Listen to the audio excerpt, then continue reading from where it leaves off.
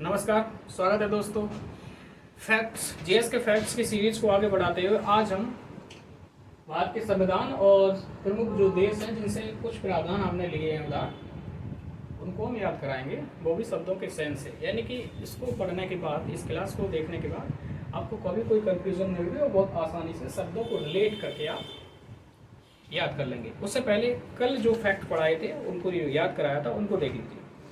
पहला था संघीय संविधान समिति, संघीय संविधान समिति, और दूसरी थी संघीय शक्ति समिति, और फिर राज्यों के लिए समिति। तीनों का संबंध पंडित जवाहरलाल नेहरू से था। मैंने कहा एक तो ऐसे याद कर लीजिए कि संघ शब्द जोड़ा है जवाहरलाल नेहरू, राइट। दूसरा तरीका घी, संघीय, घी खाओ जवान रहो, ठीक है, जवाहरलाल नेहरू। इस प्रकार से अगले राज्यों के लिए मैंने कहा एक बाहरी व्यक्ति को अपॉइंट करो ताकि निष्पक्ष रहे, न्याय हो सके। प्रांतीय संविधान समिति, प्रांत पहले प्रोविंस होते थे, एकीकरण मामला, फिर वल्लभ भाई पटेल, ये ऐसे याद कर लीजिएगा। प्रारूप समिति यानी कि रूप और सुंदर है किसका, अम्बेडकर जी। अगला है मौलिक अधिकार, अल्पसंख्यक और जनजातीय मामले, तो सरदार वल्लभ भाई पटेल। यानी कि सलाहकार समिति की सलाह कैसे लेते हैं, बड़े भाई से लेते हैं। अगला है उप समितियाँ थी, कुछ मौलिक अधिकारों पर थी, एक अल्पसंख्यक अधिकारों पर थी। मौलिक अधिकार यानी कि राज क्या करता है, कृपा करता है आप पर, यानी जे भी कृपलानी, ठीक है, ऐसे याद कर लीजिए। अगला है प्रक्रिया नियम समिति, प्रक्रिया नियम कौन बनाता है, राजा बनाता है, या फिर प्रक्रिया कौन बनाता है, नियम कौन बनाता है, तो राष्ट्रपति बनाता है, ऐसे हमने याद कराया था, डॉक्टर राजेंद्र प्रसाद। अगला है संचालन कौन करता है, राजा करता है। कार्य संचालन समिति यानी कार्य संचालन तो राजा करता है, राजेंद्र प्रसाद, लेकिन कार्य कौन करता है, तो आपको पता है कि मुंशी लोग काम करते हैं उसके अधीन होकर, तो के मुंशी। सदन या आवास समिति, आवास यानी घर बनाना है जमीन पर, तो आपको क्या चाहिए, पट्टा कराना होगा, रजिस्ट्री करानी होगी, पट्टा भी इसी तरह में, ठीक है।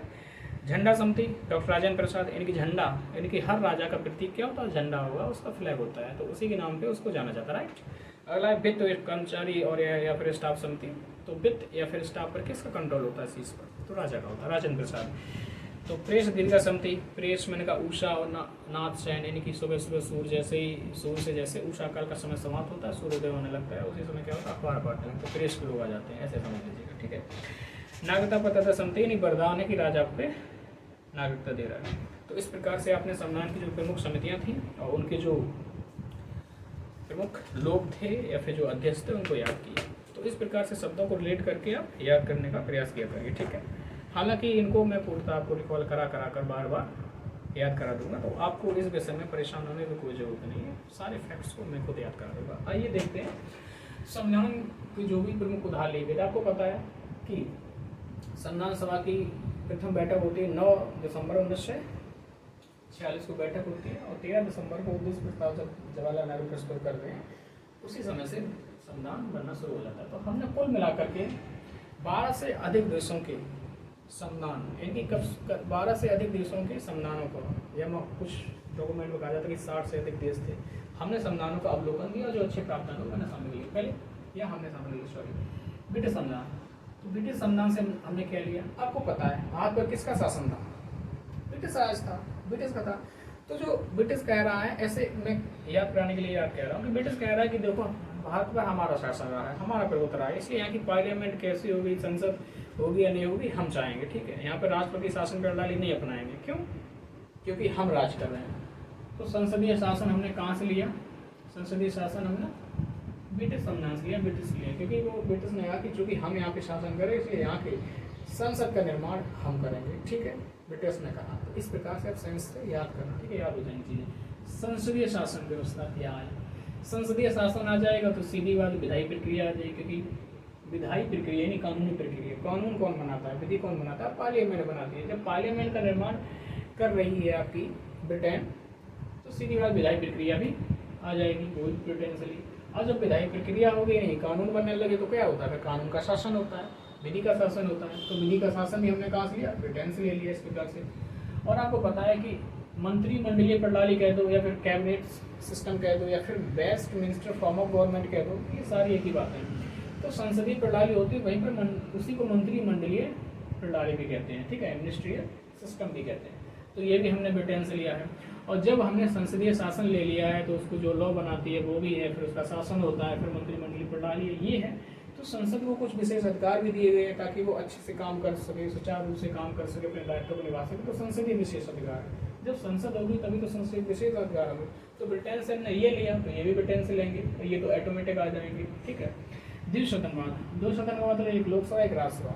संसद जब हमने ब्रिटेन से ली है तो उसके कौन कौन अंग हैं, एक राज्यसभा एक लोकसभा और फिर राष्ट्रपति। तो जो दो सदन है इनकी, एक लोकसभा होगा पीपल का हाउस होगा, एक स्टेट का हाउस होगा, तो ये भी फिर वहीं से आएगा, जाहिर सी बात है। एकल नागरिकता, आपको बताइए जब संविधान लागू हुआ तब हम भारत के नागरिक हुए, तो उससे पहले हम किसकी प्रजाति, ब्रिटिश राज की प्रजाति, ब्रिटिश भारत था उस समय, तो ब्रिटिश की हम प्रजा कहलाते थे उस समय। तो नागरिकता की बात है, पहले हम नागरिक किससे होते, ब्रिटिश के, तो नागरिकता भी हमने वही से ले ली, एकल नागरिकता। तो इस प्रकार से आप शब्दों को रिलेट करके आते हैं कि ब्रिटेन ने कहा कि चूंकि हमारा भारत पर राज है इसलिए यहाँ के लिए संसद का निर्माण हम करेंगे, बस संसद का निर्माण करेंगे, इतना याद रखना, सारे शब्द निकल आएंगे उसी से साथ, ठीक है। अगला है पूर्व सोवियत संघ, जिसका उत्तराधिकारी वर्तमान कौन है, रशिया।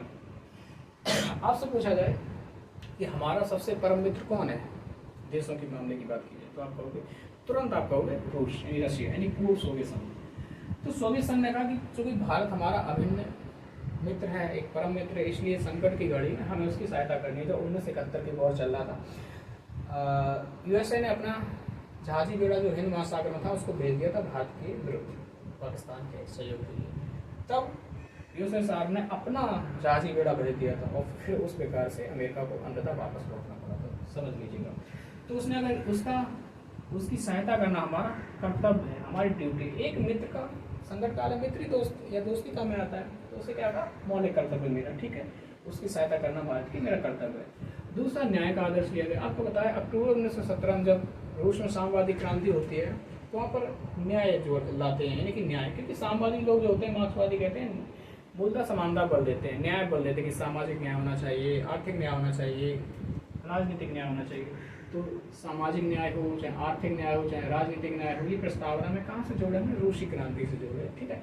अगला एक पंचवर्षीय योजना, 5 वर्ष की योजना। आपको पता है कि जब दुनिया भर में मंदी चल रही थी उस समय जो स्टालिन शासन कर रहे थे यूएसएसआर में, पूर्व सोवियत संघ, उस समय उनके नेतृत्व उनकी लीडरशिप में कितना आगे जा रहा था।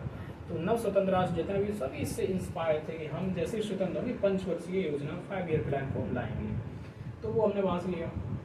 ऑस्ट्रेलिया के विषय में क्या सही क्या गलत तो मुझे नहीं पता, लेकिन मैं ये कह रहा हूँ कि ऑस्ट्रेलिया हमें कहता है कि देखो चाहे क्रिकेट हो चाहे स्पोर्ट्स को कोई अन्य बात हो, हमेशा अव्वल दर्जे में रहते हैं, यानी कि क्रिकेट में समानता ऑस्ट्रेलिया अच्छे में रहता है, ठीक है। हालांकि मुझे इतना पता नहीं, लेकिन एक रिलेट के लिए मैं बता दे रहा हूँ, ठीक है, क्योंकि मैं क्रिकेट ज़्यादा पसंद नहीं करता हूँ या बिल्कुल ही पसंद नहीं करता हूँ। ऑस्ट्रेलिया कहता है कि हम हमेशा क्रिकेट के खेल में हुआ या फिर स्पोर्ट्स के अन्य खेल हुआ हमें अव्वल रहता हूँ।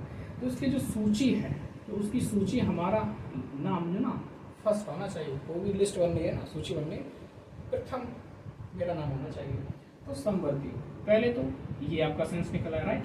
अब समवर्ती मतलब क्या है, मैंने बताया समवर्ती में कहा जाता है कि जहाँ पर केंद्र और राज्य दोनों को विधि बनाने का अधिकार होता है, हालांकि गतिरोध होगा तो केंद्र को प्राथमिकता मिलेगी। बहरहाल तो जो समवर्ती की बात होगी तो यानी सेंट्रल और स्टेट की बात होगी, 2 लोगों की बात हो रही है। और जब संयुक्त बैठक होती है कहीं भी तो 2 ही लोगों की तो बैठक होती है। हालांकि यहाँ पर लोकसभा और राज्यसभा की जो बैठक होती है उसे कहते हैं ज्वाइंट सेशन, आर्टिकल 108 के तहत होती है। इसको याद रखने की जरूरत नहीं, इसको याद रखना, राइट। तो संयुक्त बैठक की बात करें तो संयुक्त बैठक तभी होती है जब 2 लोग बैठते हैं आमतौर पे, या फिर ऐसे बात कर लो लोकसभा राज्यसभा बैठेगी। तो समवर्ती यानी समवर्ती में सेंस आ रहा है 2 लोग, यानी सेंट्रल स्टेट और संयुक्त बैठक। अगला है व्यापार वाणिज्य जो व्यापार की स्वतंत्रता, यानी कि भारत राज्य क्षेत्र के अंतर्गत किसी भी राज्य का व्यक्ति हो पूरे देश के साथ व्यापार कर सकता है, ट्रेड कर सकता है, कॉमर्स कर सकता है, ठीक है, आ जा सकता है कहीं पर। तो ये आप थोड़ा याद कर लेना इसी से जुड़कर, ठीक है, ठीक है। जर्मनी का वाइमर संविधान, आपातकाल के समय मौलिक अधिकारों का जो निलंबन होता है वो यहाँ से लिया गया। कैसे, देखिए, सेकेंड वर्ल्ड वॉर समाप्त हो गया। सेकेंड वर्ल्ड वॉर जैसे समाप्त हो गया, पूरे यूरोप की अर्थव्यवस्था चरमरा चुकी थी, सब समाप्त हो चुके थे, ठीक है, बर्बाद हो चुके थे। तो सभी देश मित्र राष्ट्र थे, चाहे एक्सेस पावर हो या फिर आपकी जो अलायंस पावर हो, दोनों लोग कह रहे थे कि अब ऐसा करते हैं कि अपने देशों में आपातकाल लगाते, इमरजेंसी लगाते, ताकि सत्ता की जो शक्ति है वो सेंटर के पास आ जाए और सेंट्रल उसके माध्यम से विकास करेगी, डेवलपमेंट करेगी।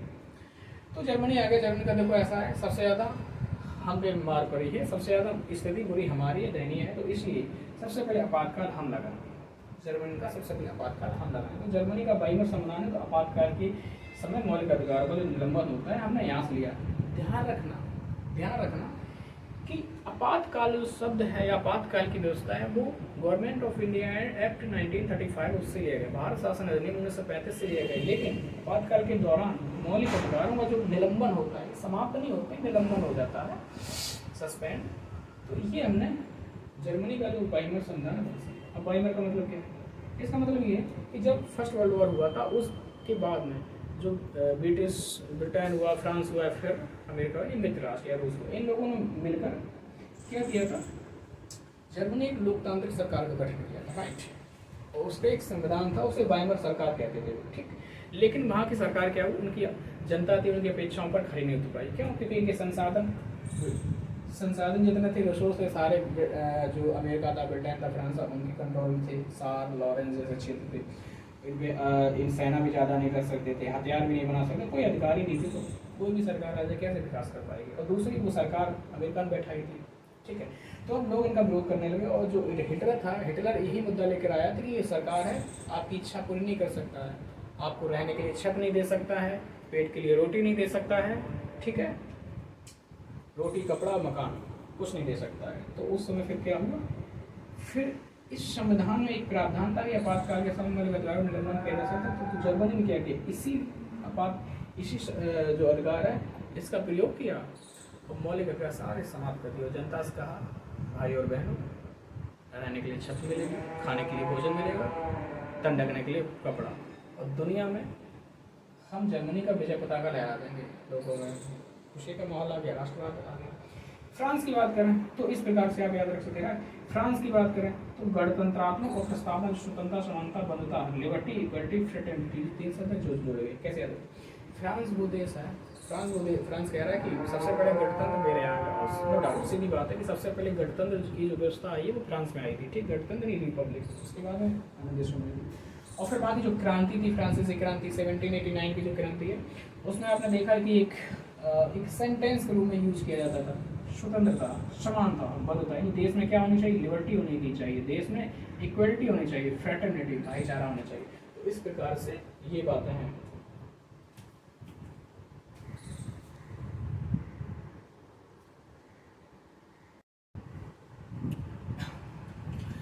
अगला है दक्षिण अफ्रीका, यानी साउथ अफ्रीका। साउथ अफ्रीका ने क्या कहा? साउथ अफ्रीका ने कहा कि जितने भी ट्रॉफियाँ हुई हैं, वर्ल्ड कप की जो ट्रॉफी होती है ना, क्रिकेट की हो या स्पोर्ट्स की कोई और हो, तो हमने कोई नहीं जीत पाई। यानी कि दक्षिण अफ्रीका कह रहा हमने अभी कोई विश्व कप नहीं जीता है, इसलिए मुझे लगता है कि हमारे संविधान में कुछ संशोधन करने की जरूरत है। ऐसे याद करिए। तो संविधान संशोधन की प्रक्रिया जो है, संविधान संशोधन की प्रक्रिया है जो 3 से 68 में होती है साउथ अफ्रीका, दक्षिण अफ्रीका के। यदि दक्षिण अफ्रीका का विकास नहीं हो रहा है तो कह रहा है लगता है मुझे कोई संविधान में संशोधन करना पड़ेगा, तब होगा। और राज्यसभा के सदस्यों का जो निर्वाचन होता है, राज्यसभा के लिए जो सदस्य होते हैं उनका निर्वाचन होता है, उसका भी इसी से होता है। इसको थोड़ा सा याद कर लीजिए, ठीक है। जापान, आपको पता है जापान में 6 अगस्त और 9 अगस्त 1945 को नागासाकी और हिरोशिमा पर परमाणु बम गिराया था अमेरिका ने। और फिर अमेरिका ने आत्मसमर्पण करने के लिए दिवस कर दिया था। 15 अगस्त को उसने आत्मसमर्पण कर दिया था। 15 अगस्त की तारीख काफ़ी महत्वपूर्ण है इस मामले में, ठीक है, काफ़ी काम हुए। अरे तो जापान फिर क्या हुआ? अमेरिका की आर्मी वहाँ पर रही, उसकी आर्मी की मौजूदगी में ही वहाँ के संविधान का निर्माण किया गया। इसीलिए वहाँ के संविधान ऐसा बनाया गया है कि बहुत शांतिवादी हो संविधान। तो जब जापान हार गया तो उसने क्या कहा?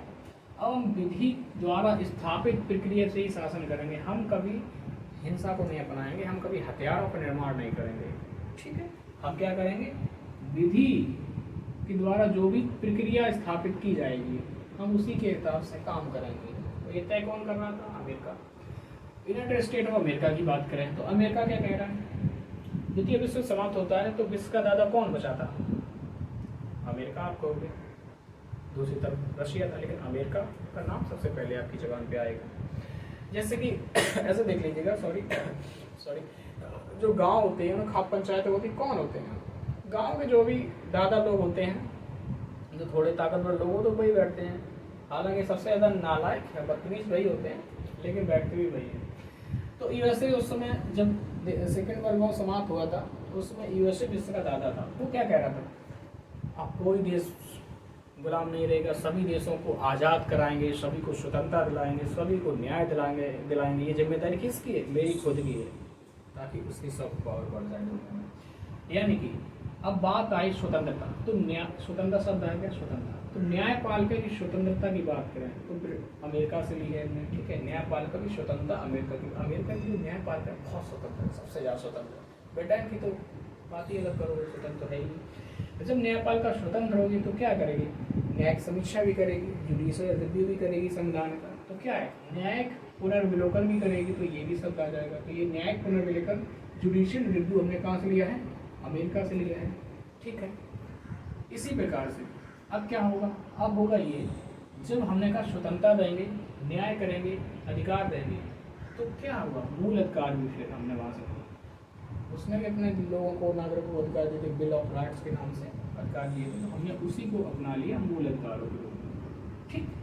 अब बात ये है कि सबसे ज़्यादा मजबूत राष्ट्रपति किस देश का है? सबसे ज़्यादा एक ही नाम आएगा, अमेरिका, संयुक्त राज्य अमेरिका। तो राष्ट्रपति का पद हो, और फिर मान लो जो यहाँ भी एक उपराष्ट्रपति है, यहाँ भी राष्ट्रपति तो लगा ही है ना, तो राष्ट्रपति हो या फिर उपराष्ट्रपति हो, ये भी पद हमने कहाँ से लिए हैं? अमेरिका से लिए। हालांकि, ठीक है, हालांकि सुप्रीम कोर्ट हुआ है और हाई कोर्ट हुआ है, इसके न्यायाधीशों को हटाना भी है, तो कहाँ कैसे हटाएंगे? जो भी प्रोसेस होगी अमेरिका से लिए। यानी अमेरिका से क्या कहता है? सभी को न्याय हम देंगे और क्या देंगे? स्वतंत्रता। तो मूल अधिकार हो गई स्वतंत्रता, अधिकार, न्याय, न्यायपालिक स्वतंत्रता, ये होगी तो न्यायपालिक भी होगा। राष्ट्रपति की बात करो, राष्ट्रपति याद होगी, सुप्रीम कोर्ट हाई कोर्ट के जजों को हटाना, तो ठीक है। एक चीज अगला है आयरलैंड, नीति निर्देशक तत्व और ये दो चीज़। तो आयरलैंड कह रहा है कि आप पता नहीं क्या बात कर रहे हो, आपकी जो भी नीतियां हैं, जो भी निर्देश हैं, मुझे तो कुछ पल्ले नहीं पड़ रहा है, लेकिन हम अपने देश के संविधान में ये जरूर शामिल करेंगे। तो नीति और निर्देशक तत्वों की बात करें तो आयरलैंड के संविधान से सम्मिलित की गई, ठीक है। दूसरा बात, राष्ट्रपति के जो निर्वाचन की बात है वो वहाँ लिया गया, और राज्यसभा के जो सदस्यों का नामांकन है वो, अब इनको याद कैसे करेंगे?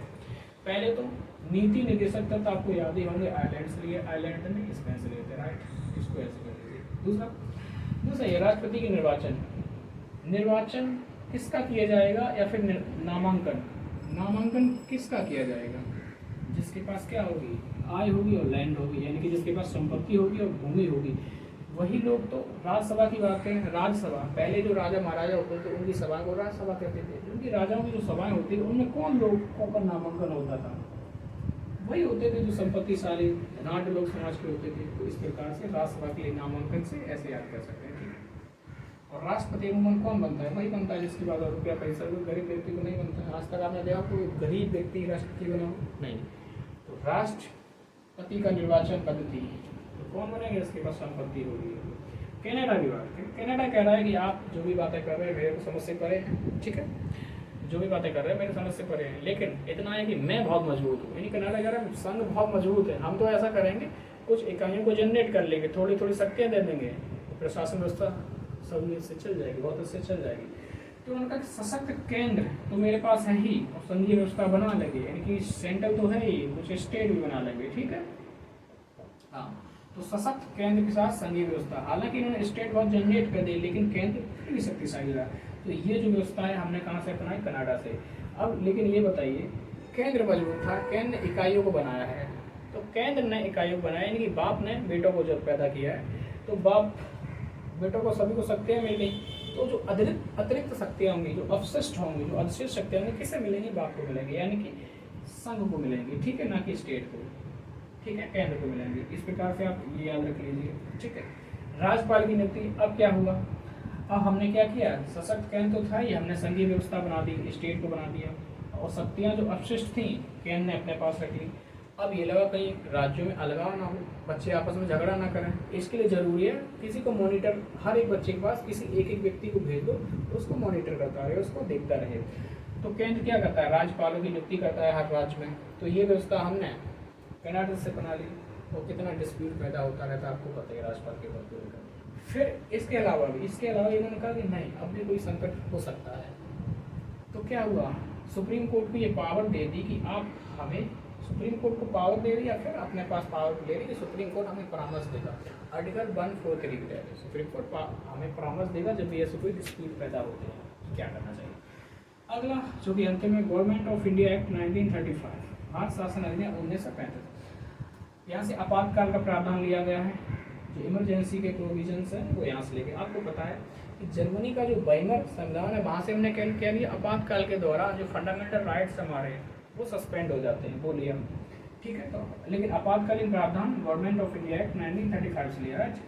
न्यायपालिका, जुडिशरी हमने कहाँ से ली, गवर्नमेंट ऑफ इंडिया एक्ट 1935 से ली। 1935 में जब एक्ट आया था, न्यायपालिका 1937 में जाके स्थापित हुई थी, ठीक है। तो न्यायपालिका जो हमने यहाँ से लिए, लेकिन स्वतंत्रता की बात करें, न्यायपालिका की स्वतंत्रता की बात करें या फिर न्यायिक समीक्षा या पुनर्विलोकन की बात करें तो ये अमेरिका से है, याद रखना इस बात को।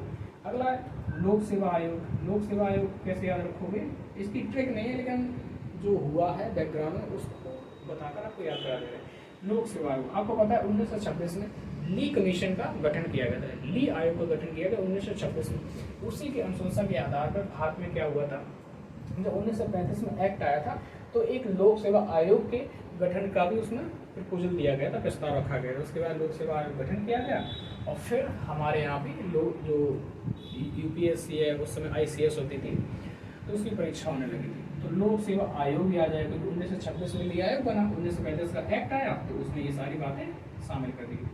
राज्यपाल का कार्यालय, याद रखना जो राज्यपाल की नियुक्ति केंद्र करेगा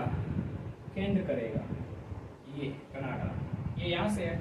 लेकिन राज्यपाल का कार्यालय, क्योंकि आपको पता है गवर्नर थे, गवर्नर कोई लेफ्टिनेंट गवर्नर होता था, एक सीएस पर गवर्नर होता था, आपने देखा होगा।